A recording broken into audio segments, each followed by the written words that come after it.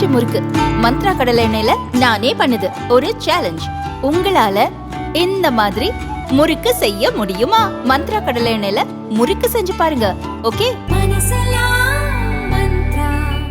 பேருந்து அளவில் மக்களுக்கு பயனுள்ள வகையில் எப்போ ஒரு ஸ்ட்ரைட்டாக போயிட்டு வந்தது நீங்கள் ஒரு சர்க்கிளாக நம்ம கொண்டு வரோம் அப்படின்னா மக்கள் அதிகம் பயன்படுத்தக்கூடிய அவர்களுக்கு தேவையான ஒரு கலெக்டர் ஆஃபீஸ்க்கு போகணும், கலெக்டரை பார்க்கணும், ஜிஹெச்சுக்கு மருத்துவமனைக்கு போகணும், நீதிமன்றத்துக்கு செல்லணும், ஒரு மார்க்கெட்டுக்கு போகணும், ஒரு ரயில் நிலையத்துக்கு போகணுங்கும்போது இது ஒரு சர்க்கிளாக இப்போ இது சுற்றிக்கிட்டே இருக்கும். இது ஒரு நாளைக்கு ஐ திங்க் ஒரு 13 சிங்கிள்ஸ் வந்து இவங்க பிளான் பண்ணுறாங்க. இது வந்து மிக பயன்பாட்டு உள்ளதாக இருக்கும். அதுமாதிரி நீங்கள் சொன்ன மாதிரி அந்த கோட்டம் உள்ளபடியே எங்களுக்கு தேவை தான். ஏன்னா நம்ம வந்து கும்பகோணம் தான் நமக்கான ஒரு கோட்டமாக இருந்துகிட்ருக்கு.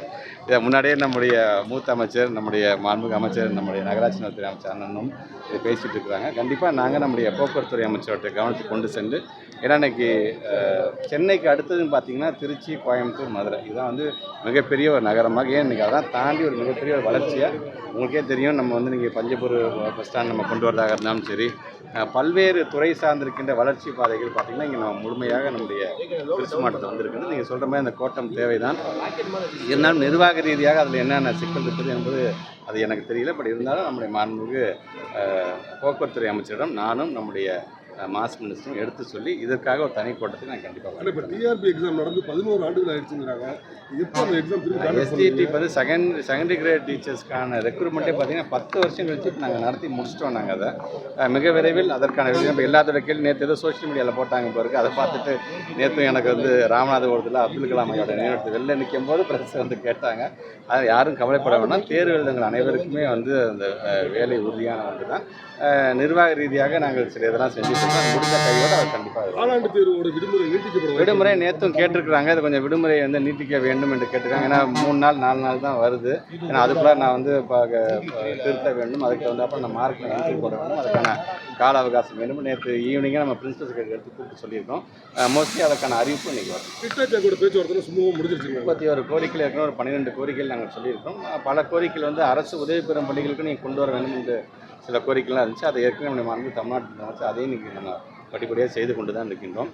இருந்தாலும் நான் அவர்களுக்கு இந்த நேரத்தில் நான் வைக்கக்கூடிய வந்து நன்றி சொல்ல கடமைப்பட்டிருக்கின்றேன், பாராட்டவும் கடமைப்பட்டிருக்கேன். ஏன்னா 27ஆம் தேதி நம்முடைய மாண்புமிகு தமிழ்நாட்டு முதலமைச்சர் நம்முடைய மாண்புமிகு பாரத பிரதமர் அவர்களை சந்திக்க போகிறார், டெல்லிக்கு செல்கின்றார்.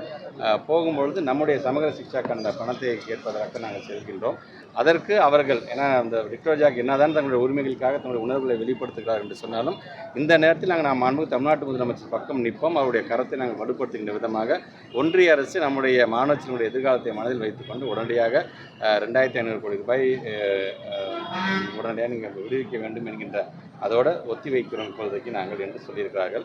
முதலமைச்சர் 27ஆம் தேதி வெற்றிகரமாக சென்று வந்துவிட்ட பிறகு நம்ம அவங்களுடைய கோரிக்கையில் என்னென்ன கேட்டிருக்காங்க அது 1-2 நாங்கள் செய்வதற்கான தயாராக. அமைச்சர் உதயநிதி வந்து துணை முதல்வர் அவர்களுக்கு முதல் முறையாக கூட்டணி கட்சியில் வந்து ஒரு எதிர்ப்பு எழுந்திருக்கு. அதை பற்றி உங்கள் கருத்து இல்லை, இது அவங்க இதிலே சொல்லிட்டாங்க. ஒரு தனிப்பட்ட ஒருத்தருடைய கருத்து, அந்த கருத்தை முதிர்ச்சியற்ற கருத்து அப்படிங்கிறத நாங்கள் சொல்லலை, அவங்களுடைய தலைமையே அதை சொல்லியிருக்கு. அதனால் அது சார்ந்து நான் எதுவும் கமெண்ட் பண்ணுறேன். அதோடைய தலைவர் வந்து அதை பற்றி இந்த கருத்து சொல்ல மாட்டேங்கிறாரு.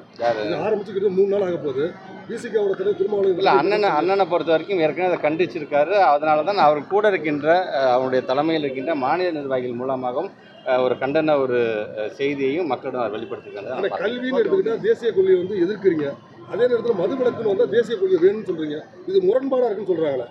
சரி, இன்றைக்கி வந்து அண்ணன் வந்து திருமாவளவன் வந்து ஒரு மக்களுக்கான ஒரு விழிப்புணர்வு, ஏன்னா ஏற்கனவே நம்முடைய துறையோடைய அமைச்சர் மாண்புமிகு அண்ணன் முத்துசாமி என்ன சொன்ன மாதிரி தான் மக்களுக்கான ஒரு நல்ல ஒரு விழிப்புணர்வை ஏற்படுத்த வேண்டும் என்று சொன்னால் நல்ல விஷயம் தானே அவருமே சொல்கிறது, ஒன்றும் தப்பு கிடையாது இதில்.